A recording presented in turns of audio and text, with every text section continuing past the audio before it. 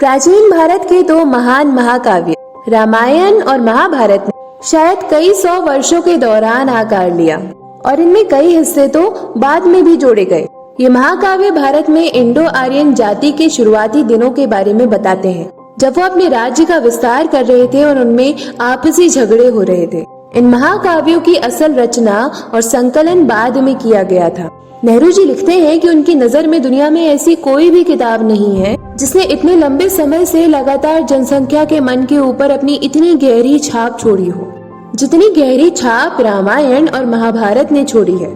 दूर इतिहास से लेकर अब तक ये काव्य भारतीय लोगों के मन में एक अहम स्थान रखते हैं और उनके जीवन को प्रभावित करने का काम करते हैं। हालांकि इन महाकाव्यों को उनके मूल रूप यानी संस्कृत में केवल कुछ बुद्धिजीवी ही पढ़ने की योग्यता रखते हैं, लेकिन अपने अलग अलग रूपांतर और विभिन्न मौखिक तथा लिखित तरीकों से ये महाकाव्य भारतीय लोगों की जिंदगी का एक अहम हिस्सा बन चुके हैं। ये महाकाव्य हमें अपने पूर्वजों के रहस्यों को कुछ हद तक समझाने की कोशिश करते हैं कि किस तरह से अलग अलग वर्गों में बटे भारतीय समाज को एकत्रित किया जा सकता है और कैसे अलग अलग वर्गों की आपसी लड़ाइयों को सुलझाकर उन्हें एक होने का एहसास दिलाया जा सकता है। इन महाकाव्यों ने अलग अलग हिस्सों में बटे भारतीय समाज को एक सार्थक नजरिया और इतिहास देने की कोशिश की है ताकि समाज को एकजुट रखा जा सके। यूनानी, चीनी और अरबी लोग अतीत के उलट भारतीय अतीत में इतिहासकार नहीं थे।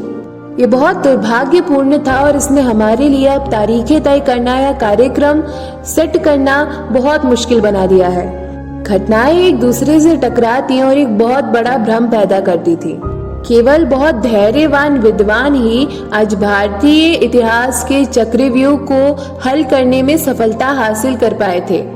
अगर गौर से देखा जाए तो 12वीं शताब्दी में लिखी गई कल्याण द्वारा राजतरंगिणी ही एक ऐसी पुस्तक है जिसे इतिहास के दस्तावेज के रूप में देखा जा सकता है।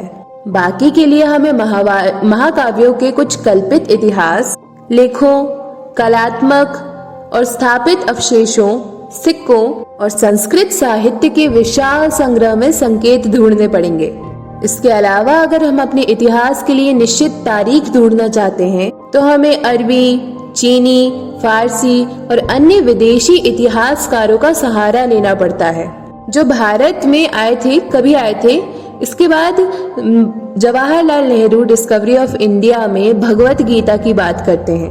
भगवत गीता महाभारत का एक हिस्सा है जो विशाल नाटक का एक भाग है, लेकिन महाभारत का ये हिस्सा अपने आप में पूर्ण है और स्वतंत्र माना जाता है। ये 700 छंदों की एक अपेक्षाकृत छोटी कविता है।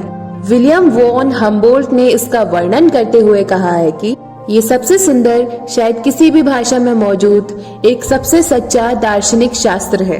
भगवत गीता की रचना पूर्व बौद्ध युग में हुई थी और इस रचना के बाद से इसकी लोकप्रियता और प्रभाव कभी कम नहीं हुआ और आज भी इसकी प्रसिद्धि भारत में हमेशा की तरह प्रसिद्ध है।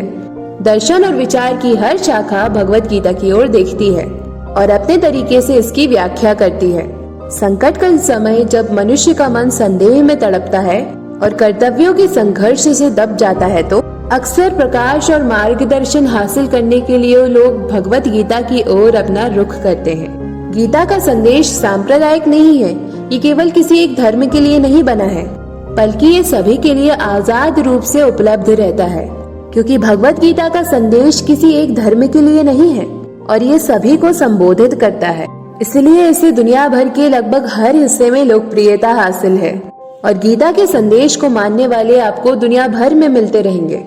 ऐसा माना जाता है कि गीता के संदेशों में कुछ ऐसा छुपा है जो वक्त के साथ पुराना नहीं होता।